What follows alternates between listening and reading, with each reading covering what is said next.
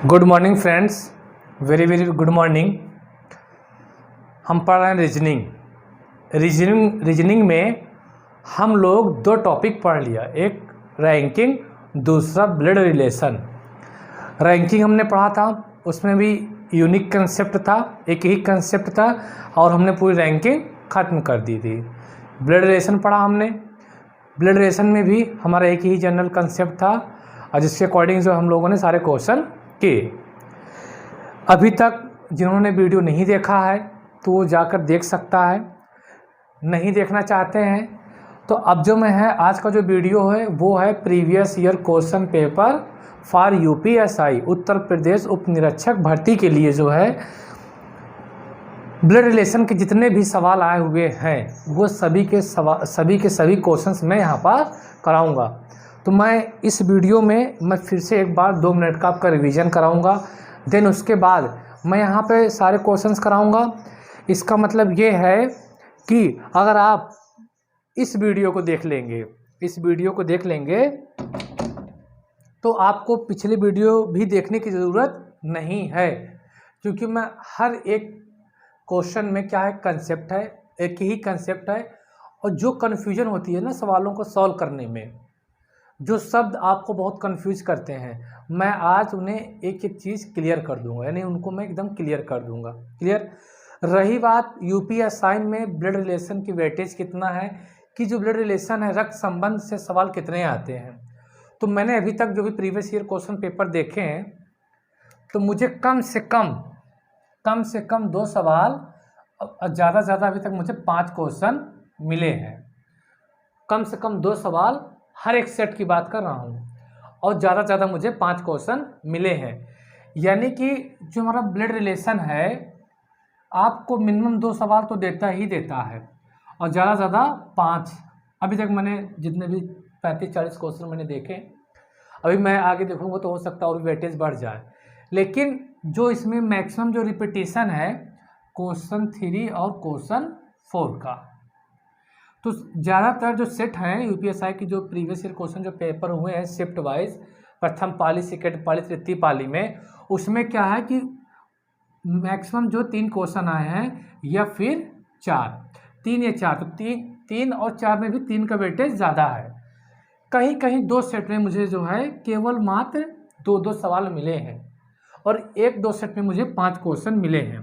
तो कहने का मतलब ये है कि 2 से लेकर 5 तक, यानी कि 2 से लेकर 5 तक क्वेश्चन आने की संभावना है, नहीं है ही, सवाल आते ही आते हैं। तो ये समझ लीजिए कि 3 से 4 क्वेश्चन आपको यूपीएसआई में ब्लड रिलेशन के ही मिलेंगे और मैंने जितना अभी तक पढ़ाया है उससे एक भी बाहर का सवाल नहीं है। आप चेक कर लीजिएगा, पूरे वीडियो मेरे पढ़िएगा और देन जो आप क्वेश्चन सॉल्व कीजिएगा। क्लियर। तो ये वेटेज है। तो ब्लड रिलेशन एक ऐसा चैप्टर है जो कि आपको 2 से 5 क्वेश्चन आने हैं, 3-4 आने की ज़्यादा संभावना है, 2 और 5 के आने की संभावना कम है। हो सके 5 सवाल आ जाए तो और अच्छी बात है, बहुत ही आसान टॉपिक है, आपको इसमें रट्टा भी नहीं मारना है, ज़्यादा दिमाग भी नहीं लगाना है। तो ये जो है ब्लड रिलेशन के जो है सवाल आ रहे हैं, आप पेपर देखेंगे यूपीएसआई का तो आपको पता चल जाएगा। क्लियर। तो आज मैं पढ़ाने जा रहा हूँ केवल और केवल previous year question paper for UPSI, यानी यूपीएसआई में जितने भी प्रीवियस ईयर क्वेश्चन पेपर आए हुए हैं। उसके पहले मैं 5 मिनट आपको लूँगा रिवीजन करने में, जो मैंने आपको पढ़ाया ओवरऑल थोड़ा सा रिवीजन करा देता हूँ।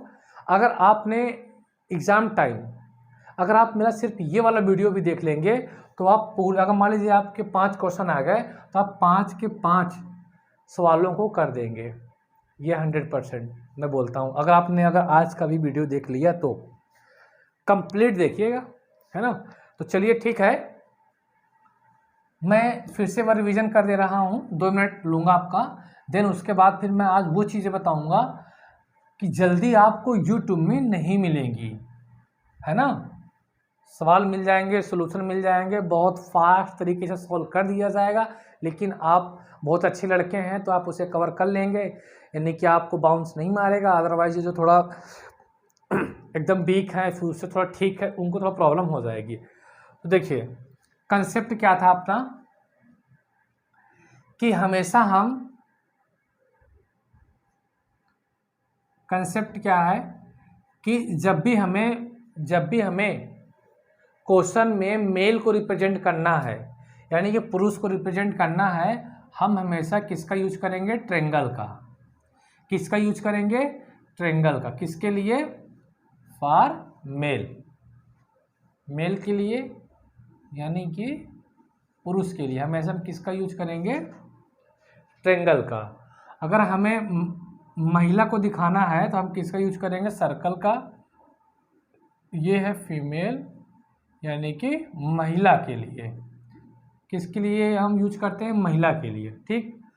अब रही बात पिता को कैसे डिनोट करना है, भाई बहन कैसे दिखाना है, तो मैंने आपसे कहा था कि जब भी हम सेम जनरेशन को दिखाना होता है तो हम एक हॉरिजॉन्टल लाइन का यूज करते हैं, यानी कि सेम जनरेशन। हॉरिजॉन्टल लाइन का यूज कर दिया, इसका मतलब क्या हो गया? Same generation. जैसे भाई बहन होते हैं। अगर मान लीजिए आपको ये आप है और आपको अपनी बहन को शो करना है तो एक हॉरिजॉन्टल लाइन खींची, ये आपकी क्या हो गई? बहन। भाई बनाना है तो ये एक हॉरिजॉन्टल लाइन, ये क्या हो गई? ये क्या हो गया? भाई। तो ये जो हॉरिजॉन्टल एक लाइन है क्या है? सेम जनरेशन को रिप्रेजेंट करती है। और ये कि ये वर्टिकल लाइन है, ऊर्ध्वाधर लाइन, ये क्या करती है? Single gap generation. ये किसको रिप्रेजेंट करती है? Single gap generation. Single gap generation. Single gap generation का मतलब अगर आप अपने पापा मम्मी को शो करना चाहते हैं, चाचा दादी को शो करना चाहते हैं, चाचा बुआ को शो करना चाहते हैं, मामा मौसी को शो करना चाहते हैं, यानी कि बनाना चाहते हैं, मान लीजिए आप हैं, है ना, तो अगर आपको अपने पिता को बनाना है, शो करना है, तो कैसे करोगे? सिंगल गैप, यानी कि पिता आपसे क्या होंगे? ऊपर होंगे। सिंगल गैप, ये क्या हो गया? आपकी single gap generation. Vertical line draw कर दी, ये क्या हो गए? आपके पिता। मम्मी को दिखाना है तो ये हो गए आपकी मम्मी। ठीक। और चाचा को दिखाना ये हो गए चाचा। बुआ को दिखाना है तो इसी के साथ जो बुआ को भी ओ बना दो, क्या हो गई? बुआ। तो ये सिंगल गैप जनरेशन को बताती है वर्टिकल लाइन। और मैंने बताया था कि आपको जो है ये डबल हॉरिजॉन्टल लाइन क्या रिप्रेजेंट करती है? मैरिज को। क्या रिप्रेजेंट करती है? मैरिज को, यानी शादी को। अगर आपकी शादी हो गई है तो आप कैसे रिप्रेजेंट करोगे? शादी हो गई है तो आप इस तरीके से, आप हैं, आपकी अगर शादी हो गई, ये आपकी क्या हो गई? पत्नी। और इसके अलावा हमें कुछ भी जानने की जरूरत नहीं थी। अगर आप अपने दादा को भी दिखाना चाहते हैं, देखिए सिंगल जनरेशन गैप आप और आपके पिता के बीच में है, और आप अपने दादा को दिखाना चाहते हैं तो दादा आपके पिता हुए, तो आपके पिता से उनका सिंगल जनरेशन गैप का होगा, सिंगल जनरेशन गैप होगी ये। तो ये आपके क्या हो गए? दादा हो गए। इसी तरीके से आप और भी पीढ़ी दर पीढ़ी जो है आप बना सकते हैं। मैंने ये बहुत अच्छे से जो है मैंने इसे क्या कर रखा है कि मैंने अपने पहले वीडियो में अच्छे से समझा रखा। यहाँ मैंने एक ओवरव्यू दिया है, अगर आप इतना भी यहाँ पे समझ लेते हैं तो आपको चीज़ें कवर हो जाएंगी। Clear?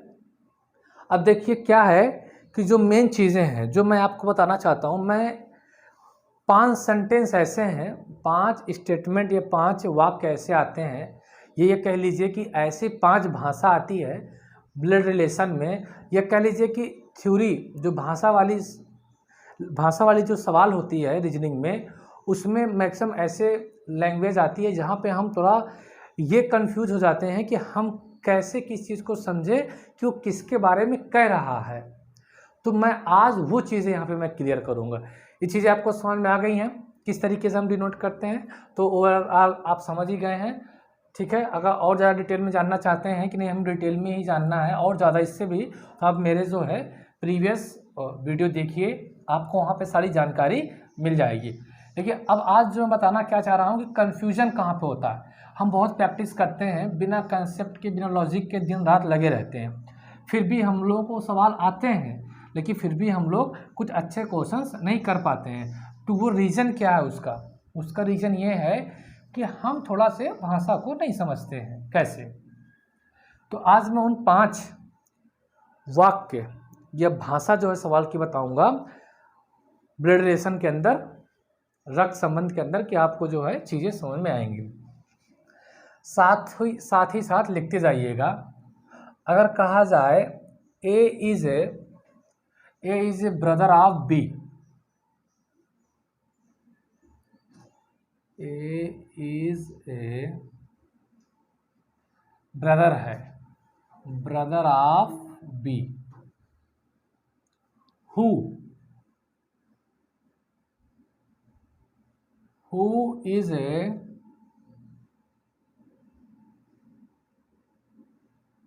Father of C, who is a father of C, ज़्यादा छोटा तो नहीं है, क्लियर है, ठीक। A is a brother of B, who is a father of C, A B का भाई है, ए बी का भाई है, ए बी का भाई है, जो कि सी का पिता है, जो कि सी का पिता है, जो कि सी का पिता है। देखिए आपको एक स्टेटमेंट ये मिलेगा, ए बी का भाई है जो कि सी का पिता है, ये हुआ आपका पहला। फिर इंग्लिश में आपको इस तरीके से मिलेगा, A is a brother of B, who is a father of C. दूसरा क्या मिलेगा, A is a brother of B, A is a brother of B and is a father of C, and is a father of C. A B का भाई है, ए B का भाई है और सी का पिता है, और सी का पिता है, और सी का पिता है, क्लियर। तीसरा आपको क्या मिलेगा, तीसरा स्टेटमेंट क्या मिलेगा आपको, A is a brother of B but, A is a brother of B but is a father of C, यानी कि ए बी का भाई है, ए बी का भाई है, परंतु या लेकिन, परंतु बट माने लेकिन होता, परंतु या लेकिन सी का पिता है, परंतु सी का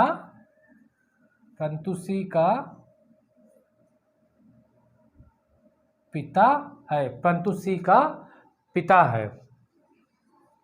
ए is a brother of B, चौथा क्या है आपका sentence, A is a brother of B, brother of B while is a father of C, while is a father of C, A B का भाई है, ए बी का भाई है जबकि सी का पिता है, जबकि सी का पिता है, जबकि सी का पिता। लास्ट और पांचवा क्या है स्टेटमेंट आपका, A is a brother of B,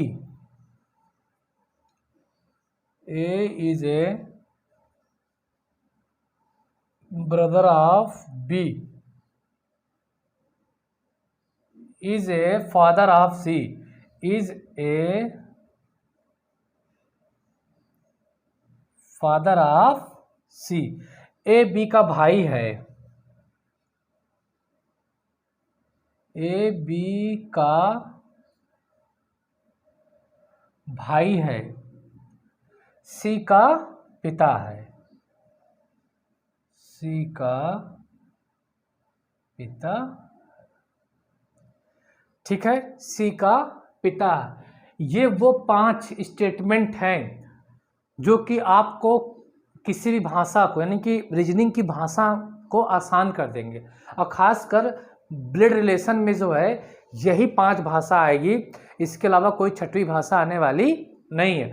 अगर आप इन 5 स्टेटमेंट का अगर मतलब समझ गए कि इनका मतलब क्या है, मैं बताना क्या चाहता हूँ, है ना, तो समझ लीजिए आपको ब्लड रिलेशन एक भी सवाल गलत नहीं होने वाला ब्लड रिलेशन का, ये मेरी गारंटी है आपसे, अगर आप अच्छे से प्रैक्टिस करते हैं, समझते हैं। देखिए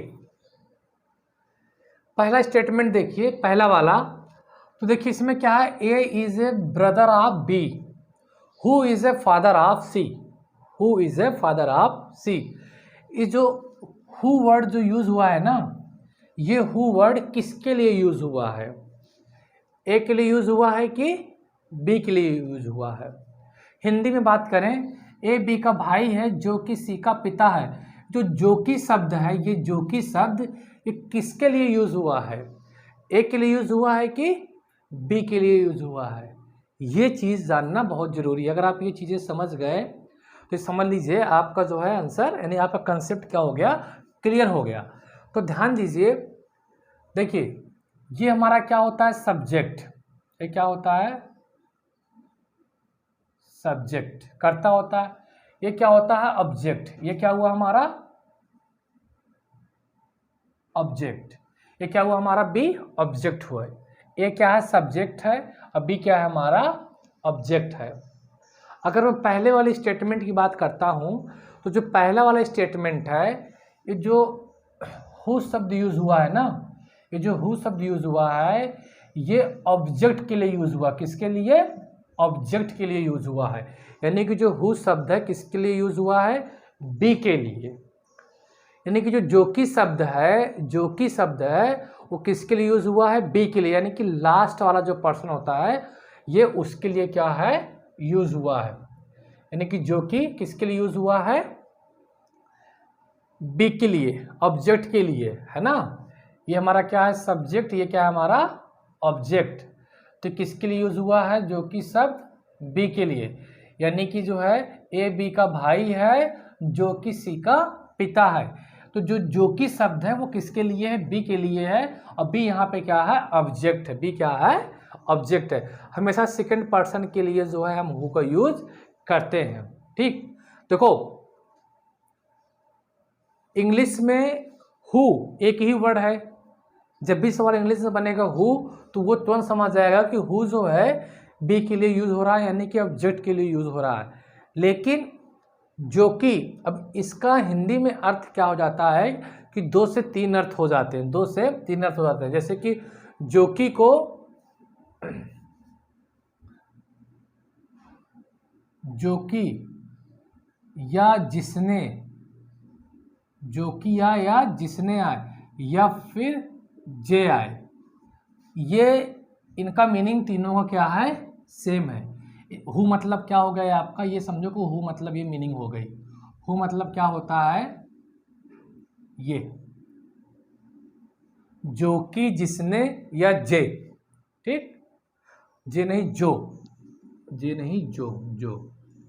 तो ये हु का मतलब हुआ क्या, हु का मतलब हुआ हिंदी में जो कि आ जाए, जिसने आ जाए, या फिर क्या आ जाए, जो, है ना। यहाँ ऐसे भी कह सकते हो, ए बी का भाई है जो सी का पिता है, जो सी का पिता है ना। ए बी का भाई है जो कि सी का पिता है, क्लियर। तो हु शब्द का मतलब हिंदी में ये 3 शब्द हैं, जिसमें से सबसे ज़्यादा जो शब्द आया है वो आया है जो, क्या आया है, जो। यही आपको कन्फ्यूजन करेगा। यूपीएसआई में सबसे ज़्यादा जो शब्द का यूज़ हुआ है, और यही आप पकड़ने में सवाल की भाषा में मिस्टेक कर देते हो, और आप सवाल करके आंसर क्या कर देते हो, 100% गलत टिक करते हो। हालांकि आपको लगता है कि मैंने सही किया, लेकिन ऐसा नहीं होता। तो ये चीज़ समझना है। तो पहला स्टेटमेंट समझ में आ गया। तो अगर पहले वाले स्टेटमेंट की अगर आप फिगर बनाना चाहें, ए बी का भाई है, देखो ए बी का भाई है, तो ए बी का भाई है, ए बी का भाई है, तो ए का जेंडर फिक्स होगा, किसका भाई है, बी का। ऐसे बना दिया, ऐसे बना दिया, ए बी का भाई है, ठीक। जो कि सी का पिता है, जो कि सी का पिता है। अब जो शब्द किसके लिए यूज हुआ है, मैंने बताया जो शब्द जो यूज हुआ है, जो कि शब्द, वो है ऑब्जेक्ट के लिए, यानी कि बी के लिए। तो जो कि सी का पिता है, यानी कि बी कौन है, सी का पिता है। तो सी का पिता का मतलब क्या है, सी इसके नीचे आएगा, तो अभी जेंडर से क्या हो गया, क्लियर हो गया। तो क्या हो गया, सी का पिता। तो पहली भाषा से हमारा कौन सा फिगर बन गया, ये वाला फिगर बन गया, केवल पहले स्टेटमेंट से। आगे बात समझ में क्लियर, कोई डाउट तो होगा नहीं मेरे ख्याल से। अब देखिए, इसके अलावा अगर ये सारे शब्द आ जाते हैं, इसके अलावा दूसरा, तीसरा, चौथा, पांचवा, ये सब शब्द आते हैं, तो इनका सबका मीनिंग क्या है, सेम है। इनका सबका मीनिंग क्या है, सेम है। और मीनिंग क्या है मैं भी बता दे रहा हूं। एंड मतलब और होता है, बट मतलब परंतु या लेकिन, व्हाइल मतलब जबकि, और कुछ नहीं आया तो कोई दिक्कत नहीं। तो मतलब मैं इनका नहीं बता रहा हूँ, मतलब मैं इन पूरे सेंटेंस को बता रहा हूँ क्या मतलब है। देखो, ये क्या तुम्हारा सब्जेक्ट है, अब भी क्या है यहाँ पे, अब बी क्या है यहाँ पे, ऑब्जेक्ट है। क्या है, ऑब्जेक्ट है, ठीक। बी यहाँ पे क्या है, आपका ऑब्जेक्ट है।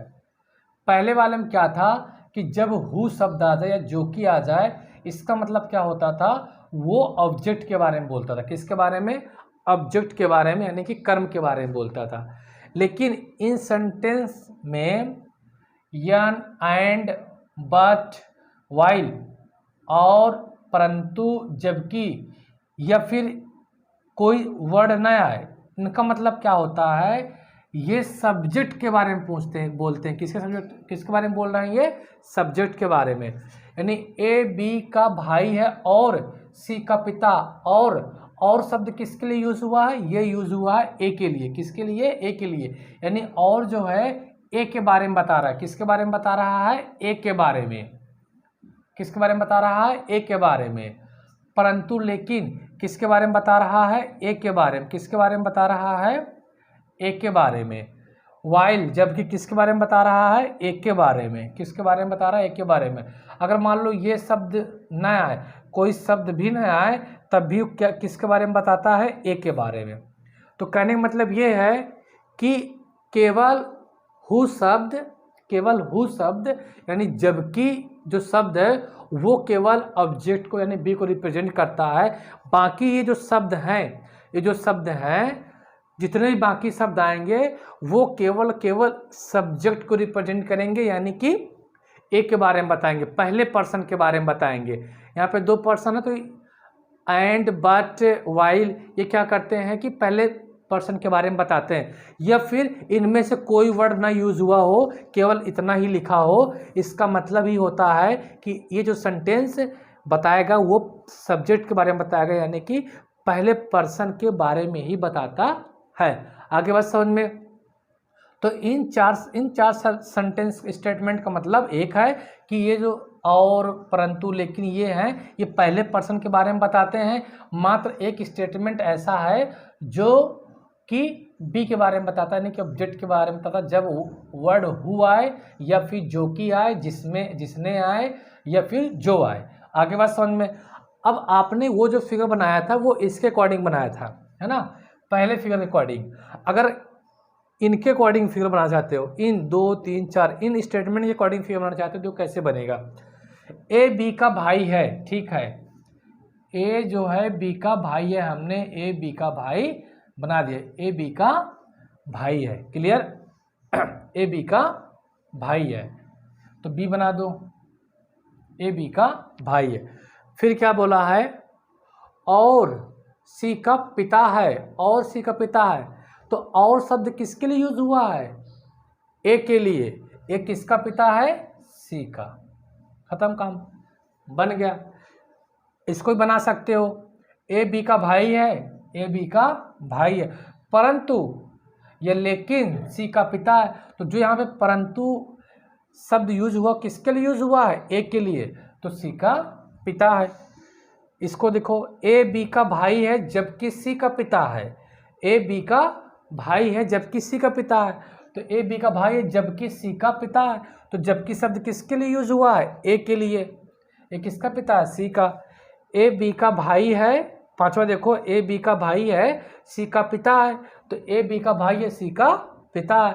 तो आगे बात समझ में, तो मेरे ख्याल से अब आपको सवाल में कोई दिक्कत नहीं होगी। हालांकि अभी मैं इसके क्वेश्चंस कराऊंगा, प्रैक्टिस कराऊंगा, तो वहाँ मैं इन चीज़ों को ही बताता जाऊंगा। तो मेरे ख्याल से स्क्रीनशॉट ले लीजिए, नोट करके अपने शब्दों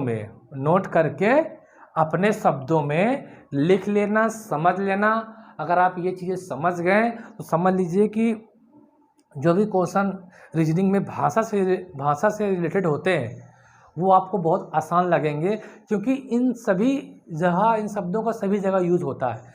तो वेटेज भी समझ में आ गया ब्लड रिलेशन का। और बता दूँ, रीजनिंग का एक और चैप्टर बहुत इंपॉर्टेंट है, वो है डायरेक्शन में भी जैसे कि ब्लड रिलेशन के क्वेश्चन आते हैं वैसे उसके भी क्वेश्चन आते हैं। तो ठीक है, आप इसे नोट कर लीजिए, मैं रफ करता हूँ और चलते हैं। आज का पहला क्वेश्चन जो 2017 में आया था यूपीएसआई के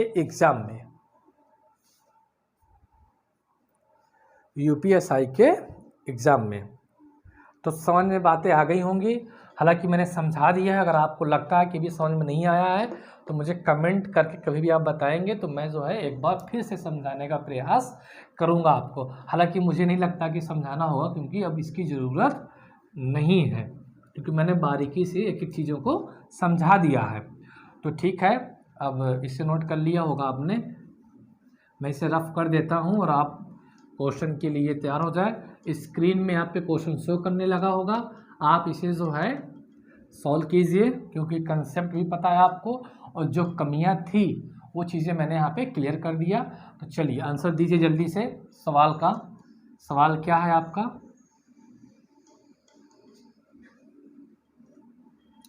ठीक है, चलिए कर लिए होंगे या कुछ कर रहे होंगे। तो आज का जो पहला सवाल है ये आपका ये जो है थर्ड पाली का है, थर्ड शिफ्ट का है, और 12/12/2017 में आया था। 12/12/2017 में आया था। अगर आप यूज करते हैं घटना चक्र, अगर आप घटना चक्र का previous year question paper use करते हैं तो ये आपको मिल जाएगा पेज नंबर 22 में, क्वेश्चन नंबर 12। तो डेट है 12/12/2017 का। तो चलिए आज का पहला क्वेश्चन दिख रहा है क्या? ठीक है, आज का पहला क्वेश्चन है। तो आज का पहला क्वेश्चन क्या है, चलिए पढ़ते हैं। एक महिला की ओर इशारा करते हुए एक लड़के ने कहा, उसका पति मेरे भाई की नानी की बेटी का इकलौता भाई है। उस लड़के का उस महिला से क्या संबंध है? देखिए, सबसे पहले मैं क्या होता था, देखो पॉइंटिंग फॉर्म क्वेश्चन है। कौन सा क्वेश्चन है? Pointing form. यानी जो है यहाँ पे लड़के ने कहा है, लड़का क्या है कि स्पीकर है जो बोल रहा है, किधर पॉइंट कर रहा है? एक महिला की ओर इशारा करते हुए एक लड़के ने कहा। तो मैंने आपको बताया था जब भी ऐसा सवाल हो तो सबसे पहले उस महिला को बना लो जिसके बारे में लड़का कहना चाह रहा है। तो हमने ये महिला बना लिया, ये क्या हो गई? महिला। क्लियर? और कह कौन रहा है? एक लड़का, तो उस लड़के को भी बना लिया जाए, लड़का। अब लड़का महिला की ओर इशारा करते हुए कहता है कि उसका पति, किसका पति? इस महिला का पति। तो इस महिला का पति बना लीजिए। हालांकि थोड़ा मैं इसको और शिफ्ट कर देता हूँ इधर। ये लड़का है, ये लड़का है, इस महिला का पति बना लो।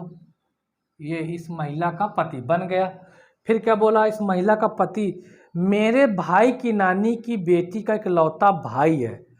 मेरे भाई, अब देखो मेरा शब्द किसके लिए यूज हो रहा है, इस लड़के के लिए। इस लड़के ने कहा एक औरत की ओर इशारा करते हुए कि इसका पति, किसका पति, इस महिला का पति।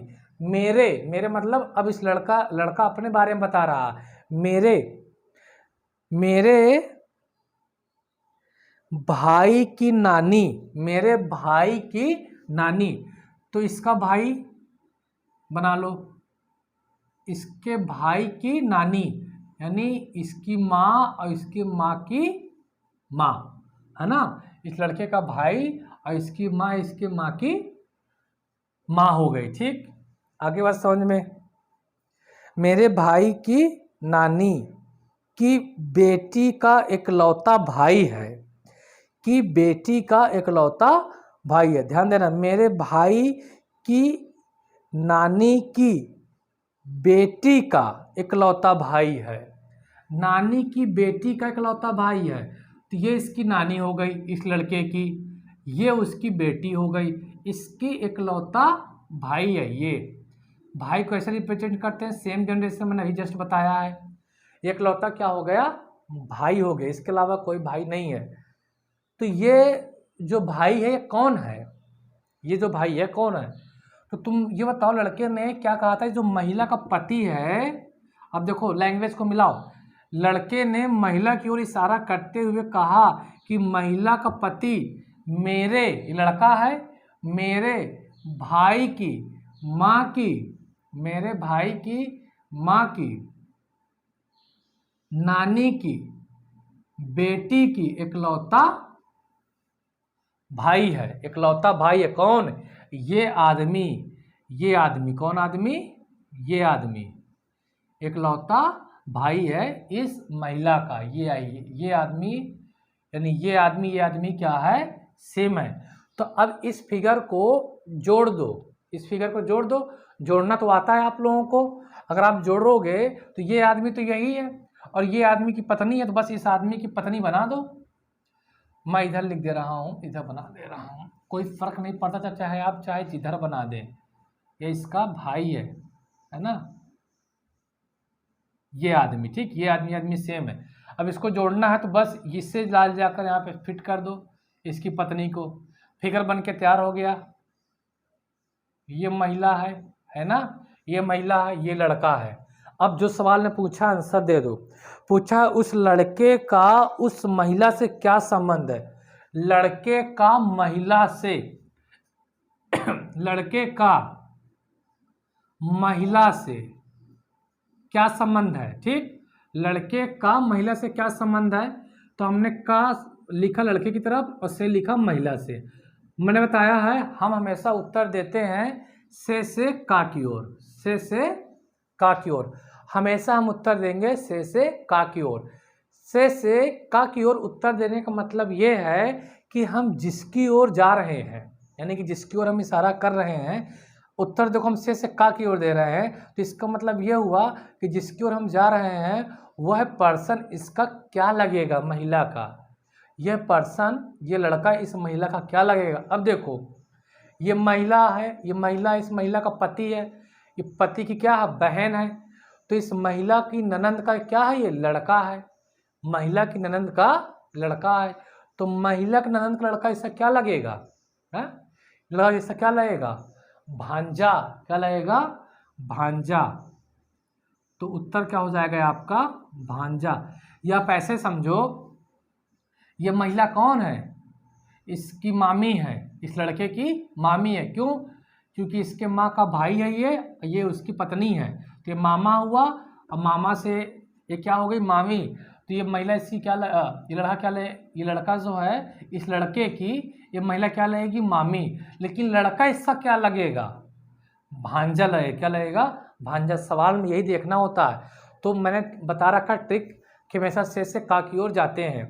तो क्या हो गया आंसर आपका भांजा, और ऑप्शन में भी भांजा दे रखा है। क्लियर? आगे बात समझ में, चलते हैं नेक्स्ट क्वेश्चन की ओर। अब इतनी डिटेलिंग में नहीं बताऊंगा, अब थोड़ा स्पीड को बनाना होगा। पहला क्वेश्चन था तो मैंने समझा दिया अच्छे से, तो आंसर क्या हो गया भांजा। अब हम स्पीड को थोड़ा बनाएंगे, क्योंकि लगना भी चाहिए कि हाँ भाई कि टॉपिक कंसेप्ट पहले पढ़ा दिया गया। नेक्स्ट क्वेश्चन क्या है आपका? नेक्स्ट क्वेश्चन है आपका पेज नंबर आप 23 देखेंगे तो 23 में क्वेश्चन नंबर 14 है। चलिए क्वेश्चन नंबर 14 है, बहुत ही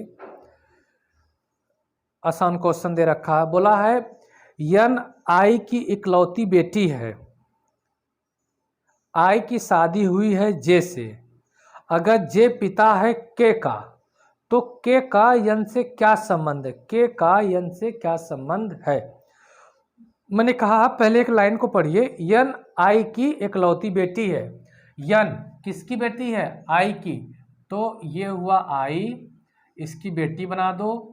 कौन है यन? बेटी मतलब सर्कल में बंद कर दो, बेटी है आई की। आई की शादी हुई है जे से, आई है, आई की शादी हो गई जे से, लेकिन अभी जेंडर क्लियर नहीं है, जेंडर अभी क्लियर नहीं है कौन इसमें मेल है कौन फीमेल है। आई की शादी हो गई जे से, अगर जे पिता है के का, जे पिता है के का, यानी कि इसका लड़का कौन के, अब पिता है, अब इसका जेंडर क्या हो गया? फिक्स हो गया, ये क्या है हमारा जे है, इसका जेंडर क्या हो गया? फिक्स हो गया। अब के का पिता है, इसका मतलब कि जो के होगा वो एन का भाई होगा, के का पिता बोला है ना, तो के का पिता होने का मतलब क्या होगा? के जो है एन का भाई या बहन होगा। अगर जे क्या होगा? के का पिता हो गया, तो अब तो ये महिला हो गई, क्योंकि अब तो जेंडर पता चल गया ना, शादी मेल और फीमेल की होती है। फिर क्या बोला है? तो के का यन से क्या संबंध है? के का यन से क्या संबंध है? देखो के का जेंडर फिक्स नहीं है, लेकिन सवाल में क्या पूछा? के का यन से क्या संबंध है? के का यन से क्या संबंध है? हमेशा उत्तर हम से का की ओर देते हैं, से का की ओर देते हैं। के का यन से क्या संबंध है? तो मुझे ये बताओ, देखो ये के जो है इसका भाई हो सकता है, या तो फिर इसकी बहन हो सकती है। जेंडर क्लियर नहीं, लेकिन हाँ दो में से एक चीज होगा, बहन होगी या तो फिर भाई। ये डिपेंड करता है ऑप्शन में, किस पे डिपेंड करता है? ऑप्शन पे। तो अब देखो के क्या होगी? से का की ओर चलते हैं, से का की ओर चलने का मतलब ये हुआ कि यह व्यक्ति इसका क्या लगेगा, यानी जिसकी ओर जाते हैं वह व्यक्ति इसका क्या लगेगा। तो भाई क्या लगेगा? जेंडर फिक्स नहीं है, तो भाई हो सकता है या फिर क्या हो सकता है? बहन, भाई या बहन, दो में से कोई एक तो लगना ही लगना। अब ये डिपेंड करता है ऑप्शन पे। तो ऑप्शन आपको कुछ दे रखा है, हाँ ऑप्शन क्या दे रखा है? भाई। तो आंसर क्या हो जाएगा हमारा? भाई। ऑप्शन क्या दे रखा है? भाई। तो आंसर हमारा हो गया भाई, है ना। ये डिपेंड करता है ऑप्शन, तो आंसर क्या हो जाएगा हमारा? भाई का। क्लियर? आगे बात समझ में। ये तो मैंने आपको अभी तो 2 ही क्वेश्चन कराए, अभी मुझे बहुत सारे क्वेश्चन कराने हैं। हालांकि मैंने जो है कंसेप्ट बताया, जो आज का जो मेन कंसेप्ट था वो था 5 स्टेटमेंट वाले, उस 5 स्टेटमेंट का यूज होता है और हमें उसकी बहुत ज़रूरत भी है, जैसे कि अभी आपने इस सवाल में किया भी, ठीक। लेकिन अभी कंटिन्यू क्वेश्चंस होंगे, आज तो 2 ही क्वेश्चन हो पाए हैं, लेकिन नेक्स्ट वीडियो में आपका जो है कंटिन्यू क्वेश्चंस होंगे। तो ठीक है, नेक्स्ट वीडियो को जरूर देखिएगा, क्योंकि अब ये समझो कि रामबाण है, क्या है? यूपीएसआई के लिए रामबाण है, बस पी लेना है। चलिए ठीक है, मिलते हैं, बाय, तब तक के लिए नमस्कार।